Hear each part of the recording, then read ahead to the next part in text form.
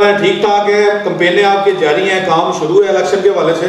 जी अल्हम्दुलिल्लाह कंपेन जारी है तो बंदियां दा रिस्पांस बड़ा अच्छा आ रहा है। इस दफ़ा TLP तमाम पार्टियां नूं सरप्राइज़ देगी तो इंशाल्लाह तुसी देखो दे 9 फरवरी नूं।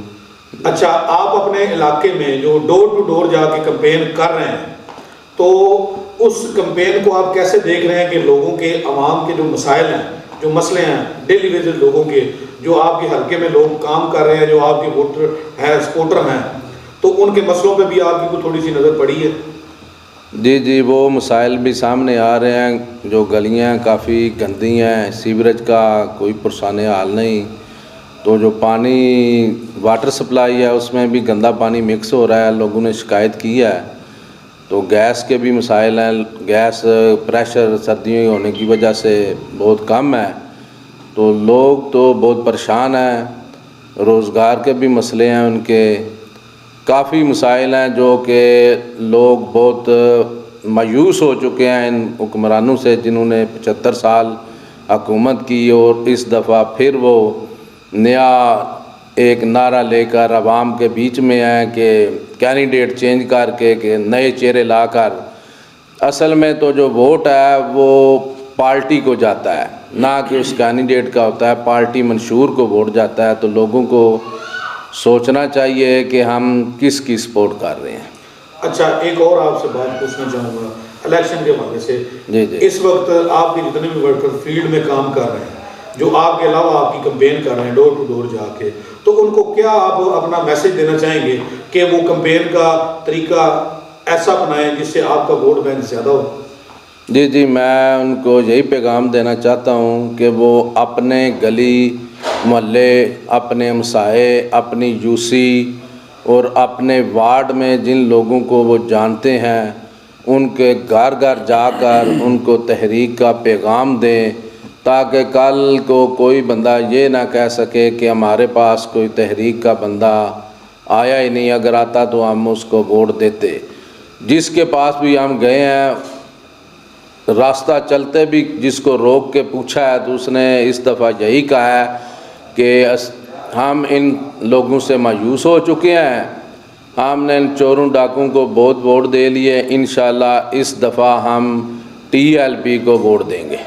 अच्छा, एक और बात है कि आपकी जो मेजर क़यादत है अल्लामा साद रिजवी साहब, जी तो वो इलेक्शन के दौरान में भलवाल में तशरीफ़ ला रहे हैं जलसे के हवाले से? नहीं, वो बलवाल में तशरीफ़ नहीं ला रहे, वो हमारे मरकज़ सरगोदा तशरीफ़ लाए हैं। तो उधर आवाम का बहुत जमे गफ़ीर था। आवाम के जमे गफ़ीर से तो ये साबित हो रहा था कि सरगोदा भी इस दफ़ा जो अपना तमाम पार्टियों को सरप्राइज़ देगा।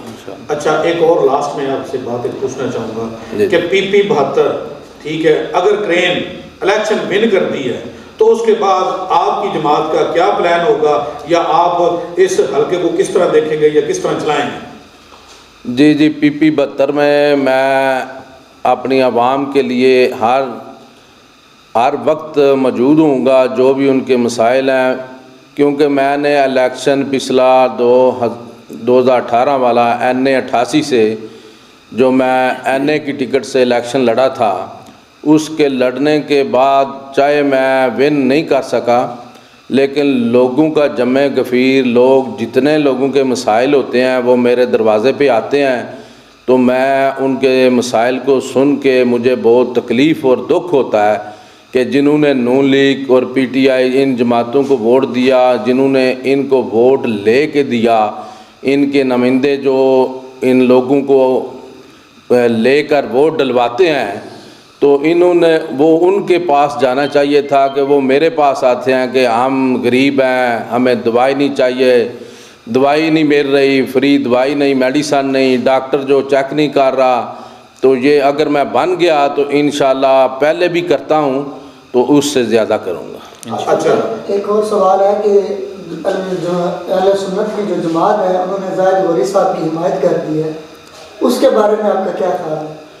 उसके बारे में मैं उलमा इकराम को यही कहना चाहता हूँ कि हम आम अनपढ़ लोग जो हैं, जो दीन से ना वाकिफ़ हैं, उनको जाके तो समझाएं तरीक़ का मंशूर और ख़त्म नबूवत की बात, नमूस रसालत की बात, तो फिर तो समझ आती है। लेकिन जो जिन्होंने हमें बताना था, जो उलमाए दीन है, जिन्होंने हमारी रहनुमाई करनी थी, अगर वो ख़ुद ही किसी चोर डाकू का साथ देंगे पैसे लेकर या कोई अपने ज़ाती मफाद के लिए, तो फिर तो बहुत मायूस कुन सूरत हाल है। फिर तो ये यजीद के वक्त भी अगर होते तो ये यजीद के ही साथ देते।